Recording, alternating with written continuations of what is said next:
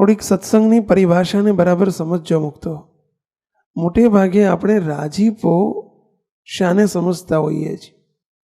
કેટલીક wrong belief એટલે કે ખોટી માનીનતાઓને સત્સંગના સમાગમના જોગે કરીને આપણે કાઢવી જોઈએ.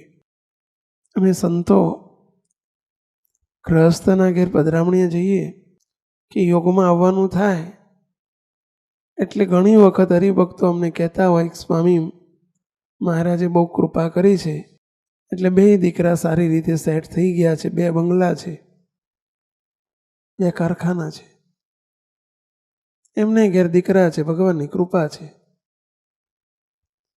આપણે કૃપાના બદલા કૃપા શાને સમજ્યા? આપણે કૃપા સમજ્યા શાને સમજ્યા? બંગલા છે, ગાડી છે, સારું ભણતર ભણ્યા છે, સેટ થઈ ગયા છે, પૈસા છે, એને આપણે ભગવાનની કૃપા સમજીએ છીએ. અને કૃપા પણ માગીએ છીએ આવી જ કે હે ભગવાન અમને આટલું આપજો, અને આપે એટલે આપણે સમજીએ કે આપણે કૃપા, આપણી પર કૃપા થઈ. મુક્તો આપને પ્રશ્ન પૂછું કે માછીમાર હોય ને, અમે મુંબઈ ગયેલા ને મુંબઈમાં દરિયા મહેલ કરીને નેપેન્સી રોડ ઉપર દરિયા કિનારા ઉપર એક દરિયા મહેલ છે. અમારી ત્યાં પધરામણી હતી, 23 માળ, 25 માળનું બિલ્ડિંગ છે. મુંબઈ જેવા શહેરની અંદર એ દરેક માળમાં એમણે કહ્યું કે મને સ્વામી 120 ફ્લેટ છે આ બિલ્ડિંગમાં, 120 ફ્લેટ છે. એક ફ્લેટની કિંમત 10 કરોડથી ઓછી નહીં. કોઈ ફ્લેટ 10 કરોડથી ઓછી કિંમતનો નથી. સ્વામી આ બિલ્ડિંગનો માલિક માછીમાર છે.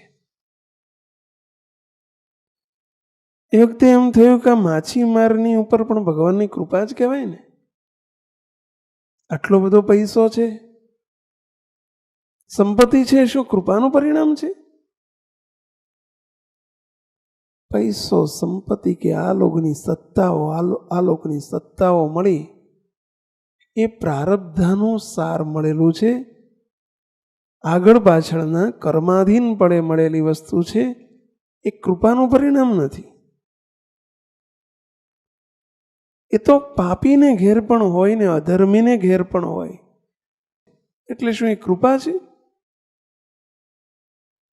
અને હરિભક્તને એક પણ ન હોય એટલે શું અકૃપા છે? જો આપણી વ્યાખ્યાઓ કેવી મર્યાદિત છે.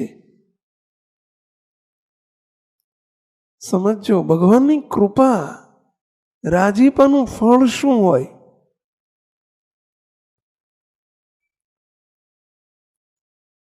મહારાજની જ્યારે સ્વામિનારાયણ ભગવાન મનુષ્યોને મનુષ્ય જેવા દેખાતા એ વખતનો અદ્ભુત પ્રસંગ. જીવુબા, લાડુબા, રાજુબા, પાંચુબા, નાનુબા આદિ જે સાંખ્યોગી બાઈઓ હતા, એક દિવસ સ્વામિનારાયણ ભગવાનને રાજબાઈએ પ્રશ્ન પૂછ્યો છે, હે મહારાજ, આપને મેં ઘણી વખત ઘણા ભક્તોની ઉપર પ્રસન્ન થતા જોયા છે, રાજી થતા જોયા છે.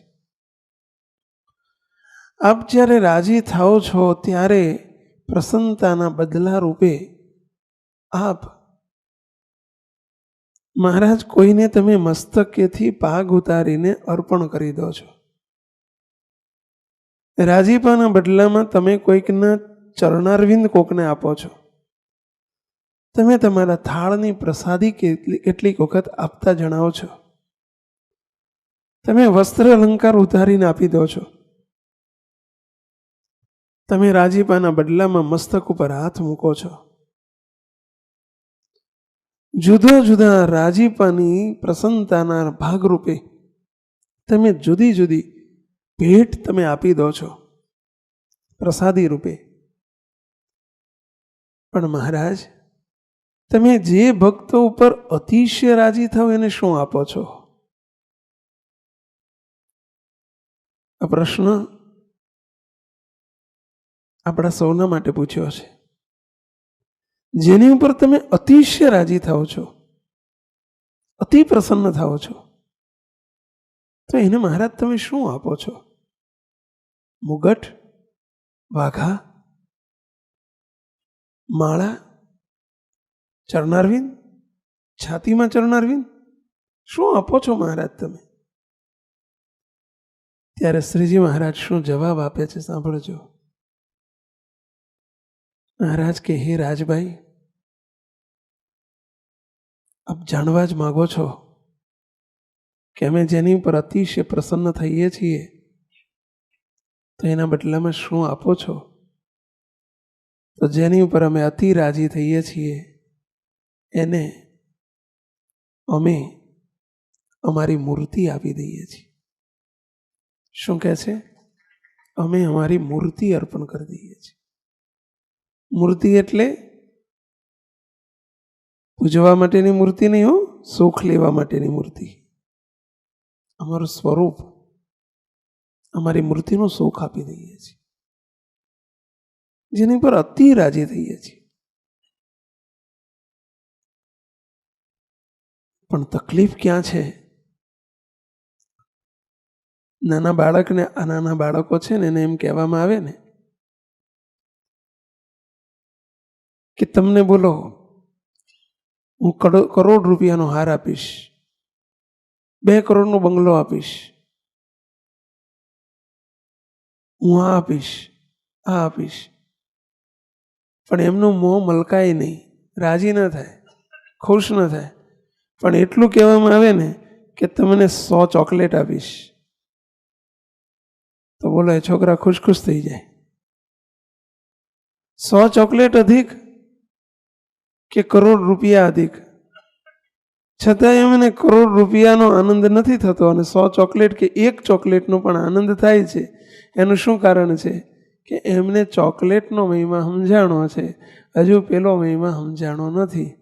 એમ આપણને લોકોને જ્યાં સુધી હજુ સંપત્તિની, પૈસાની, સત્તાની, દીકરાની, નોકરીની, ધંધાની ભૂખ છે ત્યાં સુધી ભગવાનની ભૂખ જાગતી નથી અને ત્યાં સુધી આપણે એ માગતા જ નથી. એ તો જેને એની ભૂખ જાગે માગે.